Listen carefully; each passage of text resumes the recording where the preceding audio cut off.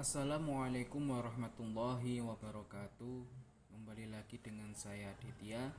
Kali ini saya akan membacakan hasil kelompok dari kelompok 11 makalah tentang sistem teknologi Cirebon. Cirebon memiliki sejarah yang kaya sebagai pusat perdagangan dan kerajaan di Jawa Barat. Sejak zaman kerajaan, Cirebon telah menjadi pusat kegiatan ekonomi dan budaya. Perkembangan kota ini mendorong kebutuhan akan infrastruktur transportasi yang baik untuk mendukung pertumbuhan ekonomi dan konektivitas. Pertumbuhan penduduk dan urbanisasi di Cirebon telah meningkatkan permintaan akan infrastruktur transportasi yang lebih baik. Kebutuhan akan mobilitas yang lebih tinggi dan aksesibilitas yang tinggi menjadi faktor pendorong untuk mengembangkan sistem teknologi transportasi di Cirebon.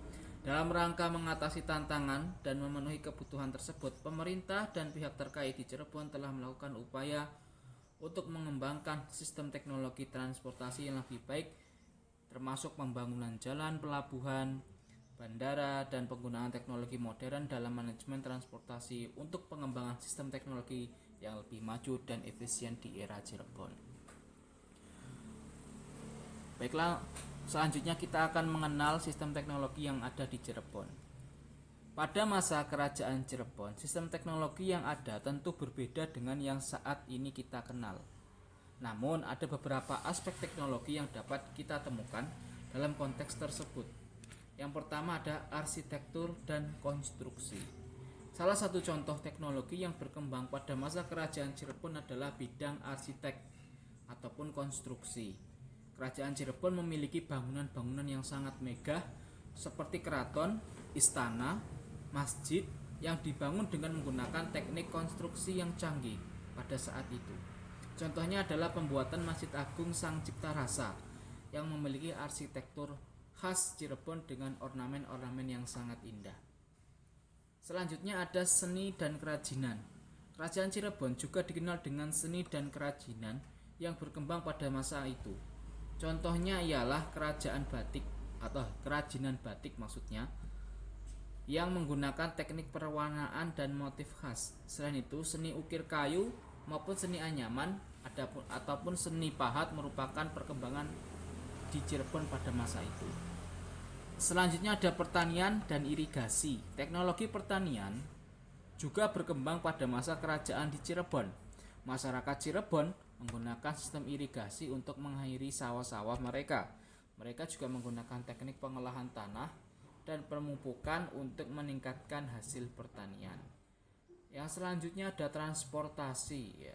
Transportasi meskipun tidak sekompleks ataupun sebaik teknologi transportasi modern, pada masa kerajaan Cirebon transportasi menggunakan perahu dan kereta kuda. Perahu digunakan untuk transportasi di air dan sungai-sungai ataupun pantai, sedangkan kereta kuda untuk digunakan transportasi darat sebagai angkutan untuk mengangkut barang-barang. Yang selanjutnya ada perdagangan. Kerajaan Cirebon memiliki hubungan perdagangan dengan kerajaan yang lain di Nusantara maupun di luar Nusantara. Mereka menggunakan teknologi navigasi, contohnya adalah kompas dan peta untuk melakukan perjalanan dan menjalankan perdagangan. Ada yang selanjutnya sistem penulisan. Pada masa kerajaan Cirebon, sistem penulisan yang digunakan adalah Askara Jawa ataupun Askara Sunda. Masyarakat Cirebon menggunakan teknologi tulis-menulis untuk menyimpan dan menyampaikan informasi.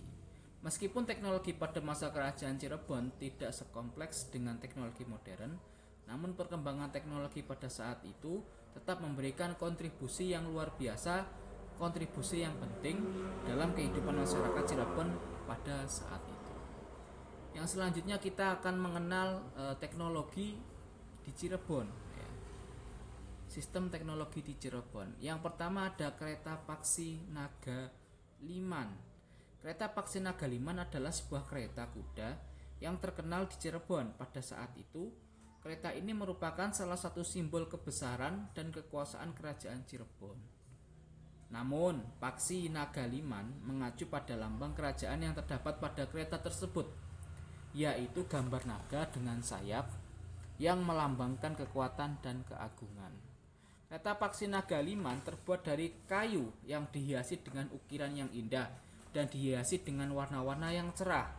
Kereta ini memiliki 4 roda yang ditarik oleh kuda-kuda yang sangat kuat. Kereta ini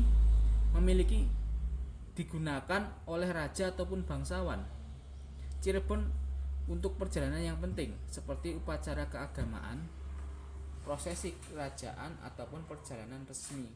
Selain sebagai sarana transportasi, kereta paksi Nagaliman juga memiliki nilai simbolis dan budaya yang tinggi.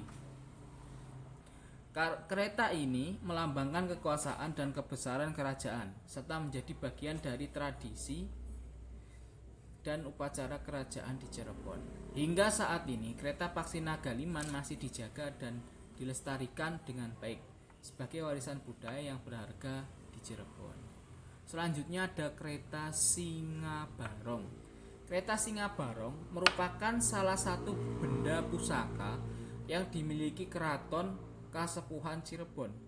Dahulunya, kereta Singabarong ini menjadi kendaraan yang biasa digunakan Sultan untuk menggelar kirab setiap tanggal 1 Muharram. Kereta Singabarong yang dibuat pada tahun 1549 Masehi yang dihiasi dengan ukiran yang menggambarkan beberapa bentuk bagian tubuh hewan seperti sayap, burung, kepala naga yang sedang menjulurkan lidah, dan belalai gajah yang sedang memegang senjata trisula. Ukiran yang berbentuk bagian tubuh hewan-hewan tersebut menghiasi kereta Singabarong merupakan gambaran dari terjalinnya persahabatan antara Cirebon dan beberapa negara sahabat yang lain. Di antaranya ada Cina, India, dan Mesir. Yang selanjutnya ada pedati gede. Kecanggihan pedati gede kala itu adalah sistem knockdown atau bongkar pasang rangkaian roda sesuai kebutuhan. Pedati gede mempunyai sistem seperti suspensi yang dapat meredam guncangan seperti shock ya, suspensi atau per shock yang dapat meredam guncangan. Caranya ialah ada bonggol di rangkanya dan diberi beban saat berjalan pelan. Di Indonesia baru ditemukan pedati dengan teknologi tersebut pada masa sekarang. Pedati ini seperti kendaraan trailer yang daya angkutnya tinggi. Pada zaman dahulu, pedati gede dapat mengangkut kayu jati dari daerah Jawa Tengah ke Cirebon. Menurut Henry Nasha dalam Jurnal Purwadia tahun 2021 berpendapat bahwa Mbah Kuwu Cirebon atau yang kita kenal dengan Pangeran Walangsungsang membuat pedati gede dengan tujuan awal sebagai kendaraan dakwah Islam ke pelosok Cirebon, pesisir Jakarta hingga ke Surabaya. Saat itu Pangeran Walangsungsang tengah membuka pedukuhan di Cirebon. Ide membuat pedati gede ini muncul saat beliau mengajar muridnya membaca Al-Quran. Dengan huruf Al-Quran tersebut kemudian menjadi sistem rangka pedati. Tidak hanya sebagai alat, pedati gede kemudian menjadi strategi akulturasi budaya pada masyarakat yang menganut agama Hindu maupun agama Buddha. Yang selanjutnya ada Gapura Lawang Bentar. Gapura Keraton Kasepuhan Cirebon merupakan kajian bentuk gapura keraton yang berdasarkan fungsinya. Fungsi operasional gapura Keraton Kasepuhan Cirebon merupakan perwujudan ekspresi pandangan spiritual Sultan serta sebagai sarana untuk mewujudkan ekspresi estetik dengan menerapkan motif-motif ragam hias. Fungsi fisik gapura Keraton Kasepuhan Cirebon merupakan sebagai pintu masuk yang menjadi sebuah simbol bagi suatu wilayah. Gaya gapura Keraton Kasepuhan Cirebon yang berjumlah 8 mempunyai unsur yang berbeda-beda. Berdasarkan waktunya, gapura dibangun dalam waktu yang tidak bersamaan. Selanjutnya ada masjid. Di luar bahasa dan seni, jejak multikulturalisme dalam kebudayaan daerah Cirebon tampak pada bangunan masjid, khususnya Masjid Merah Panjunan dan Tajuk Agung Pangeran Kejaksan. Dalam hal ini ada dua pembahasan. Yang pertama ada Masjid Merah Panjunan. Masjid Merah Panjunan didirikan pada tahun 1480 Masehi oleh Syarif Abdurrahman atau yang kita kenal dengan nama Pangeran Panjunan. Secara arsitek tidak hanya kaya akan kebudayaan daerah, akan tetapi kaya akan pengaruh kebudayaan Hindu, Islam, Cina, dan Belanda. Pengaruh Hindu pada Masjid Merah Panjunan tampak kuat pada halaman masjid yang dikelilingi pagar tembok dengan 1 atau 2 pintu gerbang yang berbentuk gapura. Selanjutnya ada Tajuk Agung Pangeran Kejaksan. Tajuk Agung Pangeran Kejaksan yang didirikan pada abad ke-15 oleh Syekh Abdurrahim atau yang kita kenal dengan nama Pangeran Kejaksan memperlihatkan kentalnya keberagaman budaya yang melekat di dalamnya.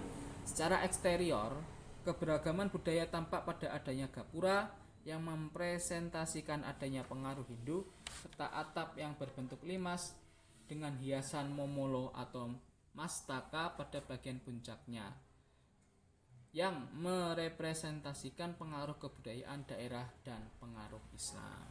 Demikianlah yang dapat saya sampaikan, semoga dapat bermanfaat untuk kita semua. Saya akhiri, wassalamualaikum warahmatullahi wabarakatuh.